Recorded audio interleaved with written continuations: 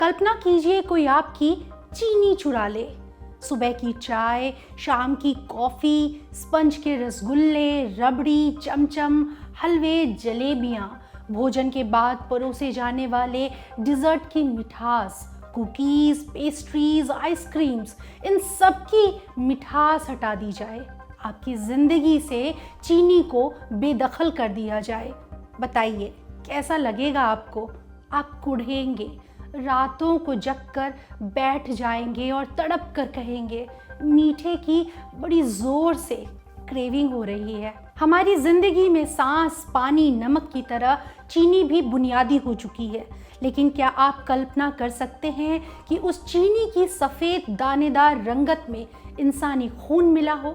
क्या आप सोच सकते हैं कि चीनी उपभोग की निर्दोष वस्तु नहीं, अमानवीयता की निशानी हो? ये प्रतीक हो दमन का, अकल्पनीय अत्याचारों का। ये निशानी हो दुनिया में हुए सबसे बड़े अन्याय की। आज जो किस्सा हम आपको सुनाने जा रहे हैं वो इसी भीषण पहलू से जुड़ा है। इसी क्रूर अतीत को लेकर एक छोटा सा देश अब अपने पूर्वजों के साथ हुए अन्याय के बदले ब्रिटेन से मुआवजा मांग रहा है। क्या है ये पूरा मामला, विस्तार से बताते हैं। नमस्ते, मेरा नाम है स्वाति और आप देख रहे हैं अंतर्राष्ट्रीय प्रसंगों से जुड़ा हमारा कार्यक्रम दुनियादारी। दुनिया में 5 महासागर हैं: प्रशांत, अटलांटिक, हिंद, आर्कटिक और अंटार्कटिक। इनमें दूसरा सबसे बड़ा महासागर है अटलांटिक। इसी अटलांटिक ओशन का एक हिस्सा है कैरेबियन सी। मैप पर इसकी लोकेशन देखिए। कैरेबियन सी के पश्चिम और दक्षिण पश्चिम में है मैक्सिको और सेंट्रल अमेरिका। पूरब में हैं बारबाडोस और एंटीगुआ जैसे लेसर एंटिलीज के देश। कैरेबियन सी के दक्षिण में है साउथ अमेरिका का उत्तरी कोस्ट और उत्तर में है क्यूबा जैसे ग्रेटर एंटिलीज के देश।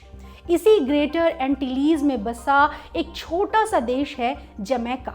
आप बॉब मार्ले को जानते हैं, यूसेन बोल्ट को तो जानते होंगे। ये दोनों जमैका के ही रहने वाले हैं। इस देश की मॉडर्न हिस्ट्री शुरू होती है 3 मई 1494 को। इसी रोज अपने समुद्री यात्रा के दौरान क्रिस्टोफर कोलंबस ने पहली बार जमैका को देखा था। कोलंबस ने इसे नाम दिया सेंटियागो। कोलंबस जब यहाँ पहुंचा उस वक्त यहाँ जो मूल निवासी रहते थे उनका नाम था अरावाक। वो अपनी मातृभूमि को जेमाका बुलाते थे, जेमाका। इसका मतलब था लकड़ी और भोजन की जमीन। देश का आधुनिक नाम जमैका उसी अरावाक भाषा से निकले जेमाका का अपभ्रंश है। वापस लौटते हैं 1494 के साल पर। कोलंबस द्वारा की जाने वाली समुद्री यात्राओं का संबंध एडवेंचर या दुनिया दर्शन की प्रेरणा से नहीं था। इन यात्राओं का मकसद था नई जमीन खोजना ताकि उसे गुलाम बनाकर कोलंबस और उसका स्पॉन्सर स्पेन पैसा कमा सकें। चूंकि कोलंबस ने कथित तौर पर जमैका को खोजा था सो वो उसकी प्रॉपर्टी मानी गई। स्पेनिश क्राउन ने इस द्वीप का लाइसेंस कोलंबस को दे दिया। शुरुआत में कुछ सालों तक इस द्वीप का अधिकार कोलंबस फैमिली के पास ही रहा। फिर 1509 आते आते स्पेन ने इसकी बागडोर अपने हाथ में ले ली। उसने जमैका को अपना गुलाम बना लिया। स्पेन से आए बाहरी अपने साथ कई तरह की बीमारियां लाए। मूल निवासी अरावाक कम्युनिटी के पास इन नई और अनजान बीमारियों का कोई डिफेंस नहीं था। उनकी बड़ी आबादी इन बीमारियों का शिकार होकर मर गई। बचे हुए मूल निवासियों को गुलाम बनाकर खटाया गया। उनसे इतनी अमानवीयता बरती जाती कि जल्द ही वो सब भी मर गए। जमैका को प्रॉफिट वेंचर में बदलने के लिए स्पेन को ज़रूरत थी गुलामों की, जो यहाँ भूखे प्यासे बिना किसी मेहनताने के दिन रात काम करें और उनकी मेहनत से उपजी चीज़ों को बेचकर स्पेन को पैसा मिले। लेकिन यहाँ रहने वाले मूल निवासी अरावाकों का तो सफाया हो गया था। ऐसे में स्पेन किन्हें गुलाम बनाकर खटाता? इनसे निपटने के लिए, इस दिक्कत से निपटने के लिए स्पेन ने युक्ति निकाली। वो अफ्रीका के लोगों को गुलाम बनाकर जमैका लाने लगा। गुलाम बनकर लाए गए अफ्रीकन्स की शुरुआती खेप 1513 में जमैका लाई गई थी। गुलामों की ये खरीद फरोख्त, उन्हें अफ्रीका से जबरन गुलाम बनाकर ले जाना, ये सब ट्रांस अटलांटिक स्लेव ट्रेड का हिस्सा था। इस स्लेव ट्रेड की शुरुआत की थी यूरोप ने। ये अमानवीय कारोबार अमेरिकाज की डिस्कवरी के साथ शुरू हुआ। इसने तेजी पकड़ी अगस्त 1518 में, जब स्पेन के राजा किंग चार्ल्स प्रथम ने गुलामों की खरीद बिक्री से जुड़ा एक आदेश निकाला। इस आदेश में स्पेनिश कारोबारियों को अधिकार दिया गया कि वो खुद गुलामों की ट्रेडिंग कर सकते हैं। वो अफ्रीकन्स को गुलाम बनाकर उन्हें अमेरिकाज में बेच सकते हैं। इस ट्रांस अटलांटिक स्लेव ट्रेड का नाम सुनकर भी शायद आपको इसकी क्रूरता का अंदाजा न लग पाए, इसीलिए ब्रीफ में इस कारोबार की मोडस ऑपरेंडी जान लीजिए। यूरोपियन कारोबारी अफ्रीका जाते, वहाँ से लोगों को पकड़कर जहाज़ों में ठूसते, उन्हें अमानवीय स्थितियों में एक लंबी समुद्री यात्रा करके कैरेबियन और ब्राज़ील ट्रांसपोर्ट किया जाता। यहाँ उनकी नीलामी होती। यहाँ गुलामों को खरीदने वाले उन्हें न्यू वर्ल्ड के अलग अलग देशों में ले जाते। समंदर की यात्राएं इतनी भीषण और दयनीय होती थीं कि गंतव्य तक पहुंचते पहुंचते गुलाम बनाए गए लोगों की एक बड़ी संख्या दम तोड़ देती थी। आंकड़ों के मुताबिक इस तरह से करीब 4 करोड़ लोग गुलाम बनाए गए। इनमें से 50% से ज़्यादा लोग यात्राओं के दौरान ही मारे गए। अब सवाल है कि यूरोपियन पावर्स को इस स्लेव ट्रेड से हासिल क्या हो रहा था? क्यों थी उन्हें इतने सारे गुलामों की ज़रूरत? इसका जवाब है कैश क्रॉप्स, ऐसी फसलें जिनसे खूब मुनाफा होता था। इन कैश क्रॉप्स में 3 सबसे प्रमुख वेराइटीज़ थीं, चीनी, कपास और तंबाकू। यूरोपियन पावर्स जिन नए देशों को गुलाम बनाते, वहाँ इन फसलों की बढ़ चढ़ कर खेती करवाते। जो पैदावार होती उसे वर्ल्ड मार्केट में ऊंची दरों पर बेचते। इसी खेती के लिए यूरोपियन कॉलोनियल पावर्स को गुलामों की अनवरत सप्लाई चाहिए होती थी। गुलाम इसलिए ताकि उन्हें मेहनताना न देना पड़े, पेट भर खाना तक दिए बिना उनसे दिन रात मेहनत करवाई जा सके। जो बचे, जो मर जाए उसकी जगह फिर और गुलाम ले आओ। जमैका उन देशों में था जो शुगर के उत्पादन के लिए मुफीद थे। उन दिनों शुगर की वर्ल्ड मार्केट में बहुत मांग थी। ये सबसे मुनाफे वाली फसलों में से एक था। अब आगे बढ़ने से पहले चीनी के बारे में थोड़ी बात कर लेते हैं। दुनिया का सबसे पुराना स्वीटनर चीनी नहीं है, यह है शहद। तकरीबन 10,000 ईसा पूर्व से इंसान शहद इस्तेमाल कर रहा है। जिन जगहों पर शहद नहीं पाया जाता था, वहाँ लोग फल और कुछ खास तरह के पेड़ों की छाल से स्वीटनर्स निकाला करते थे। शहद से चीनी की तरफ बढ़ने वाली यात्रा शुरू हुई न्यू गिनी के साथ। माना जाता है कि गन्ना यहीं का मूल निवासी है। वहाँ के लोग इसे चबाकर मिठास का लुत्फ लेते थे।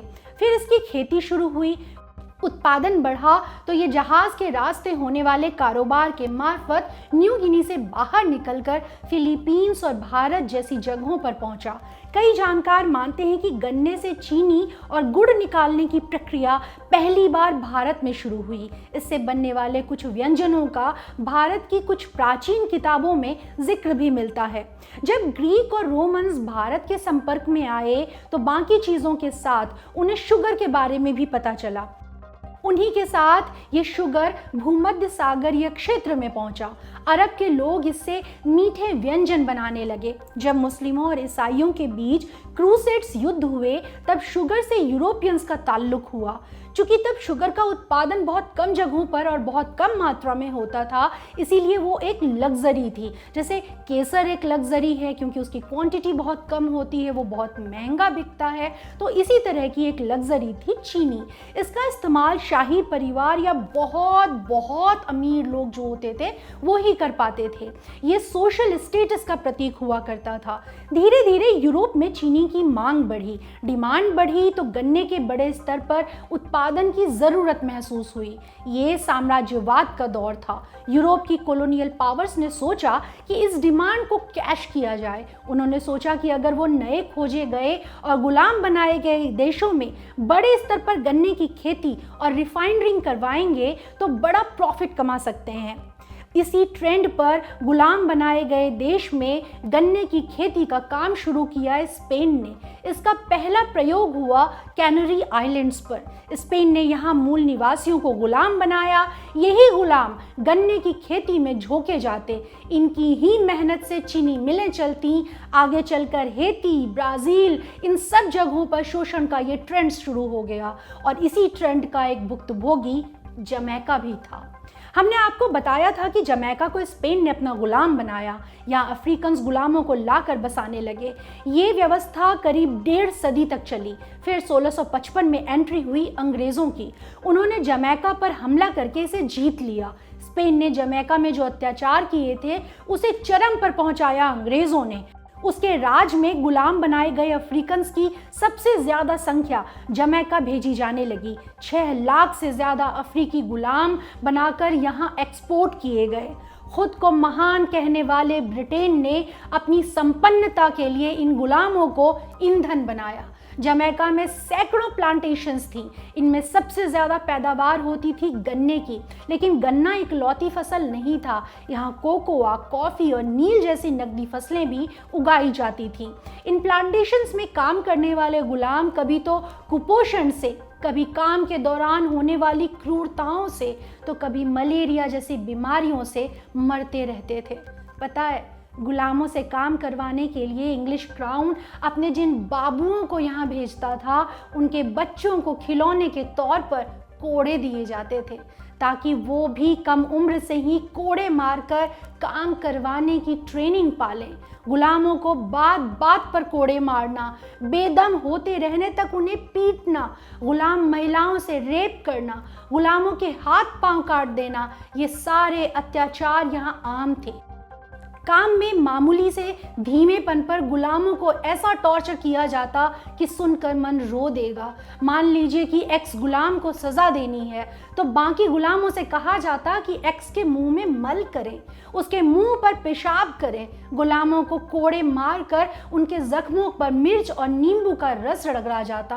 किसी इंसान को पीट पीट कर छील दिया जाता और फिर उसके घावों पर गुड़ लगाकर उसे रस्सी से बांध देते ताकि उसके घावों से चिपकने वाले मक्खी मच्छर उसे नोच लें। लोगों से इतना काम करवाया जाता कि वो खटते खटते मर जाते। अंग्रेज़ों को उनके मरने की परवाह नहीं थी, इसलिए कि ये गुलाम मरता तो स्लेव ट्रेड के सहारे उसकी जगह लेने के लिए और कई गुलाम आ जाते।